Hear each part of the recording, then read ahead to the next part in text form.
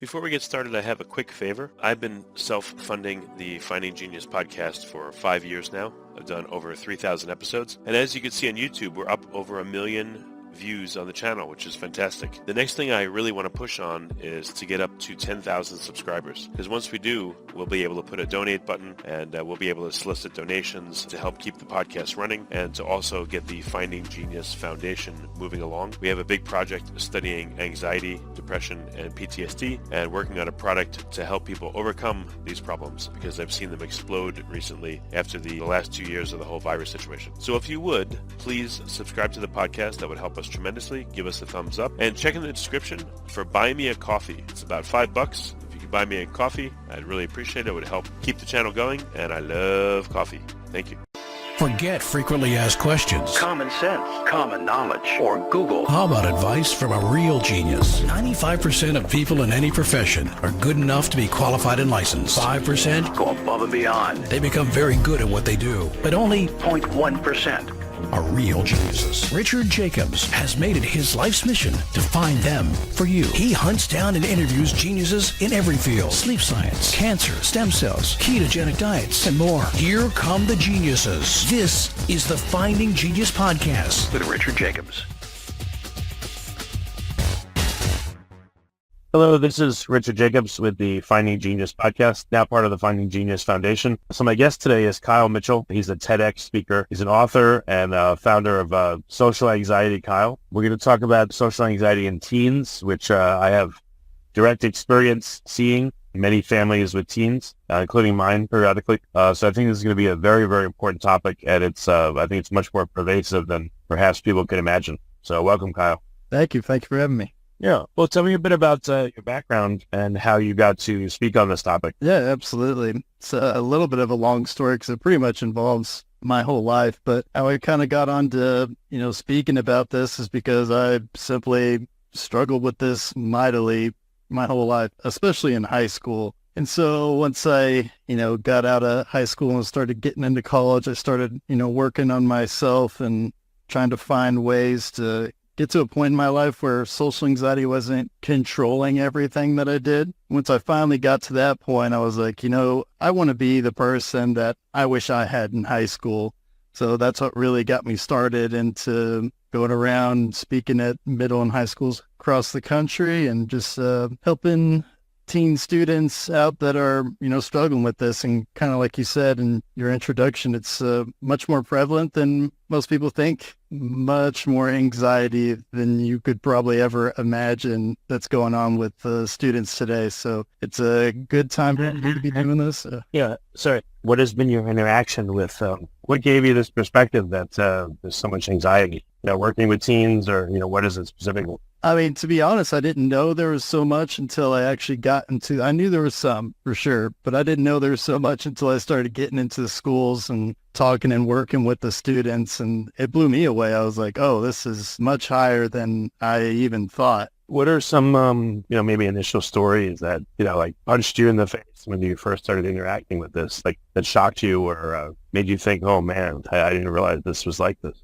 Probably the biggest one, and I have several that are very similar to what I'm about to tell you, which is unfortunate, but probably the biggest one is students will message me and talk to me saying, hey, I'm struggling, I'm looking for help, but my parents are just completely dismissing what I'm saying. They're saying that I'm not really struggling with anxiety, it's all in my head, or I'm just making it up for attention, and I don't know what to do. I think that's one of the biggest stories that kind of just smacks me in the face because it just hurt my heart here and there. It's like, oh, because I grew up privileged in the sense that my parents were not like that, and which was really, really crazy to think about, honestly, because mental health wasn't as prevalent as it is now, wasn't as mainstream, yet they were still very understanding of how I felt, even though they didn't really understand how I felt, but they knew, that's how he's feeling, that's how he's feeling. So that was a huge blessing to have my parents on my side. They provide me a whole lot of resources and things to specifically help me out? No, not really, but just to have somebody on my side that, was living with me, to be on my team and that I knew was there for me and I could go to them and just kind of unload what I was feeling was extremely helpful. Yeah, no, that's excellent. Do you think that just parents aren't prepared for the level of anxiety out there? Or why do you think that there's such a disconnect between parents and teens? I think a lot of it has to do with their experience in school is much different than their kids' experience in school. So, obviously the biggest thing that comes to mind and the differences is, teens today are on, all 6 social media platforms at the same time, constantly bombarded by information, all addicted to their cell phones. We kind of all are. But, they're growing up with that. And when their brain's not fully developed and they're trying to manage that along with just kind of the normal stresses of, high school life, of making friends, dating, kind of that, the different cliques and those types of things in school. So they're dealing with that stuff along with,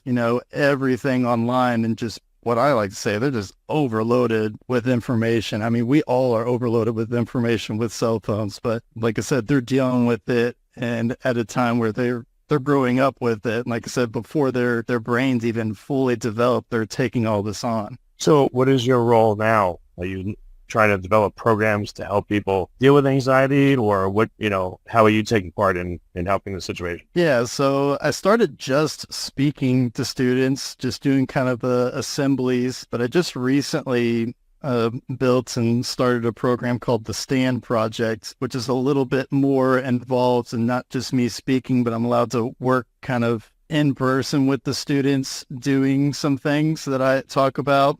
One of the coolest things I think is kind of like the group social exposure.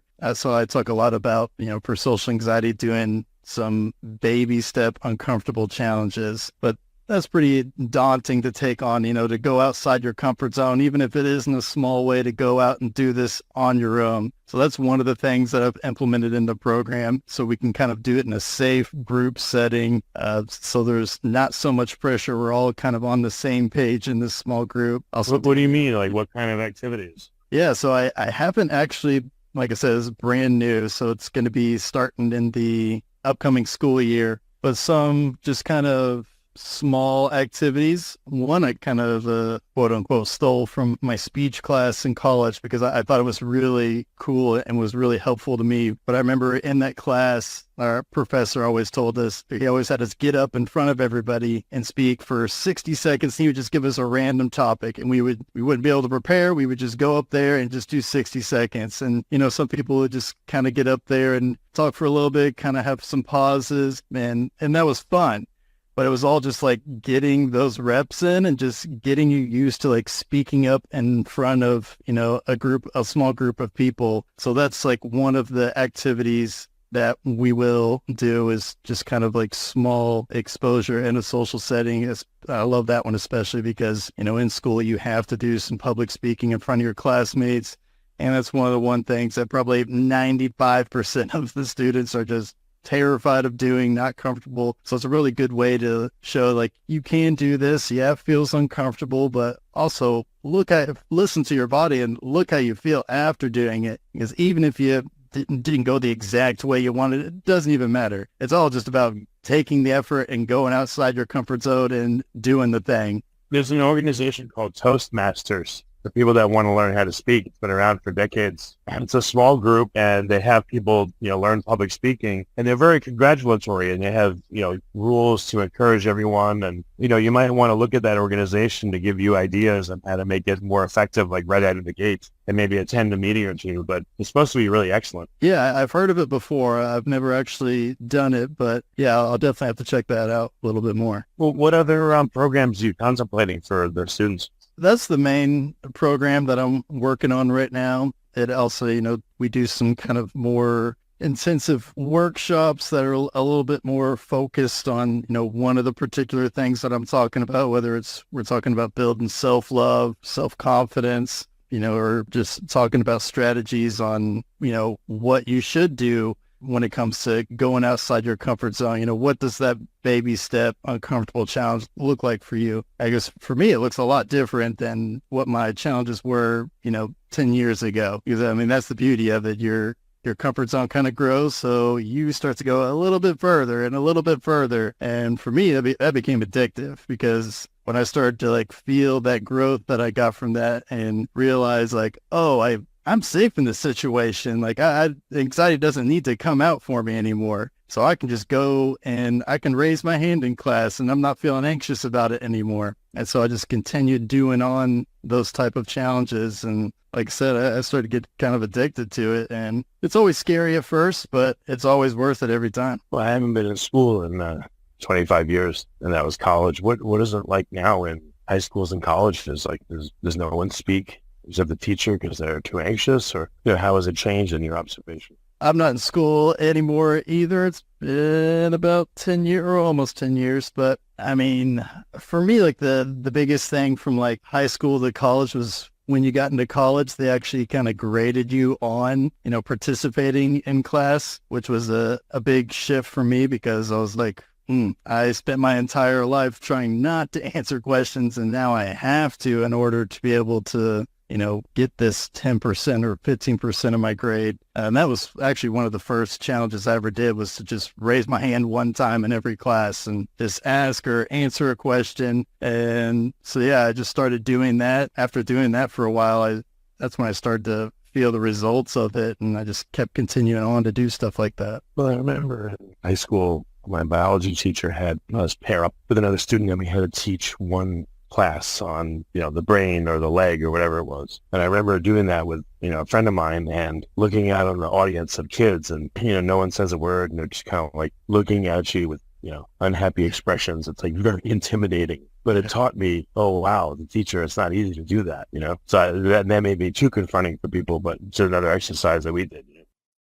Before we continue, I've been personally funding the Finding Genius podcast for 4.5 years now, which has led to 2,700 plus interviews of clinicians, researchers, scientists, CEOs, and other amazing people who are working to advance science and improve our lives and our world. Even though this podcast gets 100,000 plus downloads a month, we need your help to reach hundreds of thousands more worldwide. Please visit findinggeniuspodcast.com and click on Support Us. We have 3 levels of membership from $10 to $49 a month, including perks such as the ability to see ahead in our interview calendar and ask questions of upcoming guests, transcripts of podcasts you're interested in, the ability to request specific topics or guests, and more. Visit findinggeniuspodcast.com and click Support Us today. Now back to the show. Yeah, absolutely. Yeah, getting over kind of the stairs. I can remember just feeling like the expectation that I was supposed to be great, and then I felt like I wouldn't meet that, so then I'd feel even worse about it. But yeah, that's exactly why I took the elective of speech class in college, because I knew I was terrible at it. I knew I needed to be better at it. So I was like, okay, I'm just going to force myself to go and do this. One of the things I found helpful for me is if I could get people to laugh in the beginning, even just a slight chuckle, it would make me feel much more comfortable, and I could be able to speak the rest of the time, just kind of freely and just being authentic Kyle and not feeling like a robot, like I have to, get through these slides, and I could just kind of have fun with it. What about your TEDx talks? Like, was that crazy stressful? And do you tell your students about what that experience was like and show them? Yeah, that was definitely stressful. There's definitely a lot of expectation on myself to do great, to be perfect, at least in the beginning. It's a TED Talk that I wanted it to be the best possible. And so I tell this story all the time. I remember I was waiting on the person in front of me to finish speaking, and I was just kind of not sitting, but I was standing side stage, just kind of watching them speak. And I could just like feel it in my chest of like, oh, I can't mess up. I gotta rock this thing. I gotta do really good. And then I kind of stopped for a second. I was like, you know what? No, I'm not going to try to be perfect. I'm just going to go out there and I'm going to have fun. Like, I don't care if I mess up or stumble over my words. Like, I just want to go out there and make sure that I have so much fun doing this. And that's the energy that I went in with that. And having that mindset allowed me to really just be free about it, not have the pressure of, messing up or forgetting something or saying the wrong thing. I was able to be a lot more free with myself and just talk. It didn't feel like TED Talk, so to speak. It's just me just speaking my story and the things I talk about at school. So just felt a lot more natural. And like I said, all because I took that pressure off myself. So what have you noticed with students, when you first proposed to them, or I guess you haven't yet, but you're about to. I don't know, have there been other proposals you made to them where you could see like the anxiety level is so high that you have to baby step them on everything? Or like, what is your overall observation of teens that you've interacted with? Yes, sometimes it's so high that, like I said before, it's hard to take that first step. So I always encourage them, start practicing learning how to love yourself. And, that kind of term of like self-love, it kind of comes off as kind of a quote unquote foo-foo, if you will, for lack of a better term. But it has been such an impactful thing for me to just really learn to love Kyle, love me for who I am. And by doing that, it's allowed me to stop worrying about what others may or may not think about me. And the more I've been able to love myself, the more I've been able to worry and care less about what other people think. And when I'm in that kind of zone, I can go outside my comfort zone and, do these little challenges. And it's still scary for sure. It's never just going to be easy, but it makes it to where I can go out and do that thing. So I always tell them that's the first step, is really start building that self-love for yourself, start practicing, learn how to love yourself, start talking in the mirror to yourself, using those self-affirmations, start getting those things cycling in your subconscious mind every day.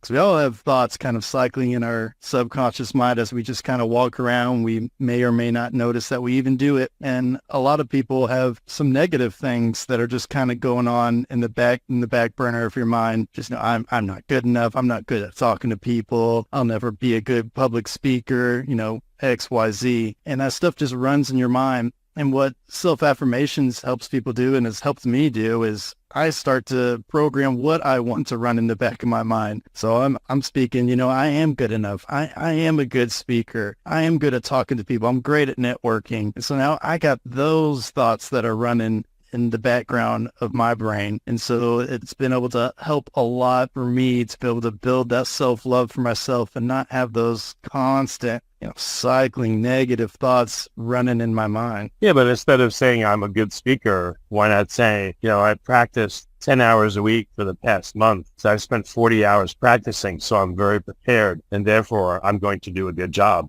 Instead of just saying like I'm good at it, that kind of, I don't know, I would think a lot of people that are used to saying negative things to themselves, that wouldn't hold. They'll be like, no, I'm not. I'm just lying to myself. But maybe if it's the other way, it's things they actually did do. How can you pass judgment on that? Or it's harder to, if I have practiced for 40 hours, I could say, yeah, but I'm still not good enough. But at least I can't deny that I practiced for 40 hours and I've gotten at least somewhat better.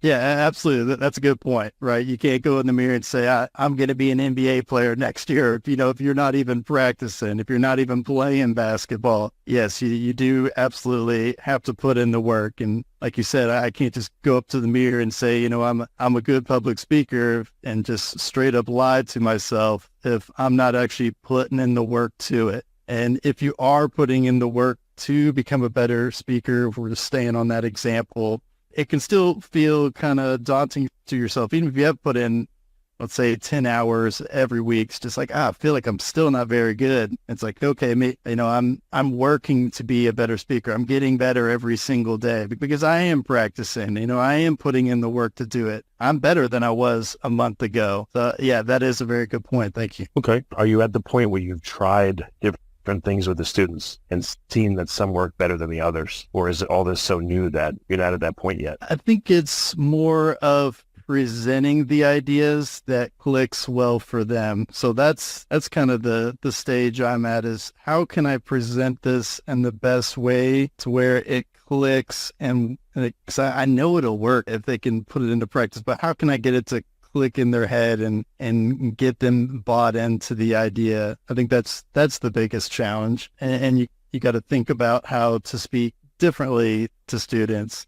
So like how you speak to middle school students is a little bit different than high school students. I get different reactions from middle school students on things than I do from high school students. Like what differences have you seen and why? Yeah, so one in particular is like I'll talk about the self-affirmations, and I talk about how you can use music in the background to really stir the emotion in as you're speaking these affirmations out, so you can say it as if you actually believe it.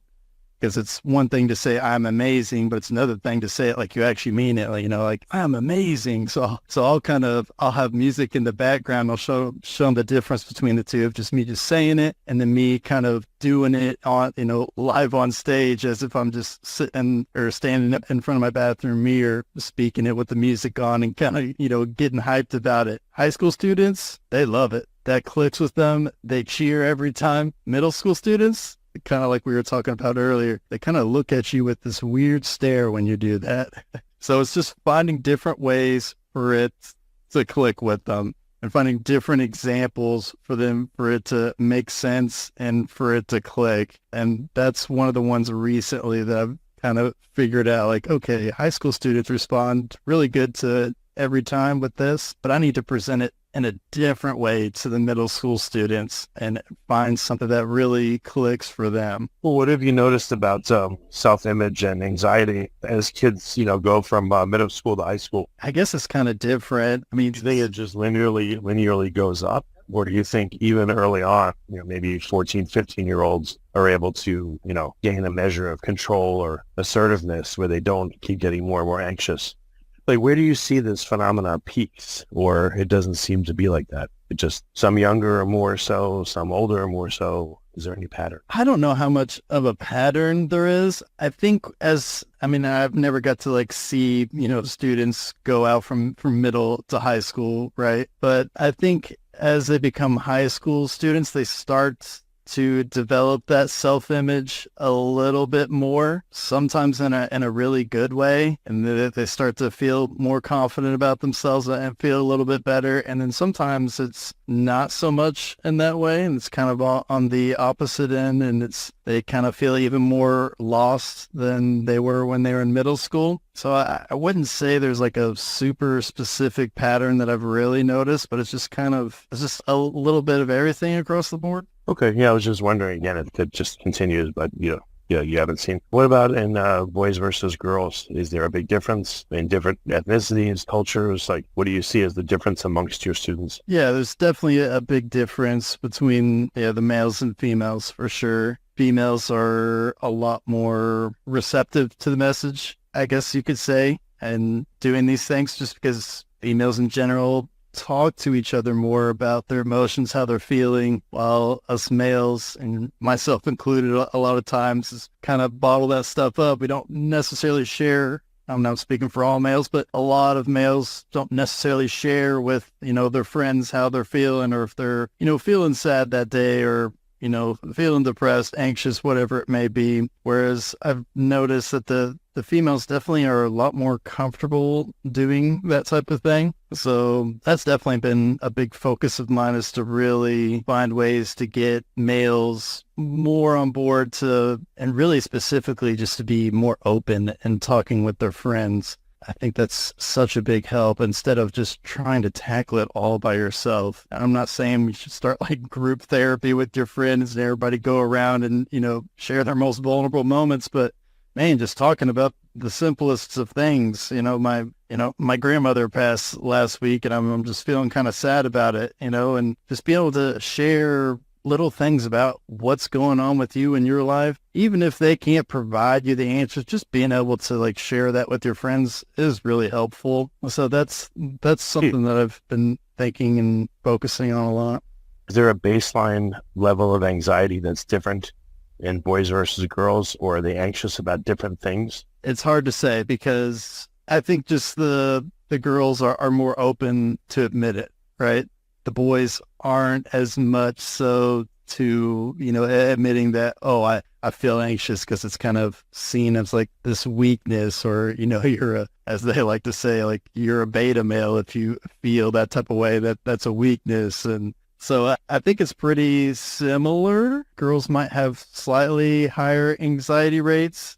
I mean, I know they do if you look at the studies and stuff like that, but like I said, I don't know how much I can really take all that stuff to heart, because I don't know if that study is being fully transparent on the actual, anxiety states of the boys, because I don't know how many actually admit that. I mean, it's one thing to say it, but it's another to like admit it to yourself. Even if you're just doing like an anonymous survey, it's like, how anxious do you feel? And it's like, oh, if I'm anxious, that's a weakness. Like, oh, I don't feel anxious at all. Like I have to believe that a lot of that goes around. So I feel like the anxiety levels of males are a lot higher than what they're seeing on these recent studies that we've seen on teen mental health. Okay. So what do you think is needed to help, large numbers of, middle school and high school kids? Is there a formal program that you're putting together that you're going to syndicate to different schools, or what do you think is needed? I think, the program that I am doing and working, and I think there's a lot of power. It's hard for me to even talk like about this because it feels like I'm boasting and talking like I'm the thing, but I think there's a lot of power in just me coming in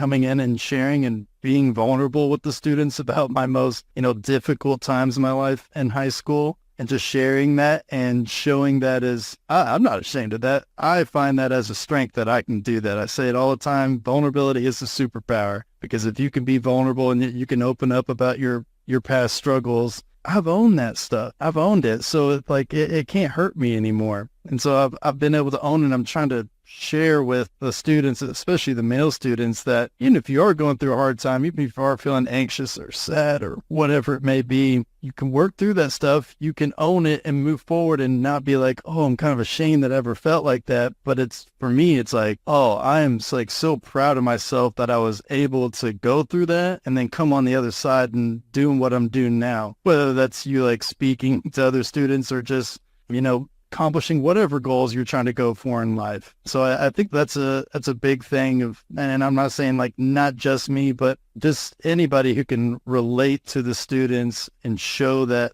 vulnerability is not a weakness. Feeling sad or anxious or whatever it may be is not a weakness, but you can overcome these things and that actually becomes your strength. I like to say all the time that, high school was the worst time of my life, but also the best time, because it put me through so much struggle, but it made me the person I was. You need that struggle to be able to grow. And I think that was so helpful for me to be able to go through that struggle, because if I didn't ever go through that struggle, or if I just sat in it, just said, I can't do anything, I'm not going to take action, my life would be completely different. I mean, I'm married now and I have 3 kids, and that surely would have never happened had I never, taken action and done something about it. Yeah, no, that's excellent. Have you looked at Stoicism as a way to help, yourself and the kids you work with? Yeah, I've looked a little bit into it. Tim Ferriss, I'm sure you've seen it if you know about Stoicism, but Tim has a really good TED Talk on Stoicism. Yeah, it just might be another tool that,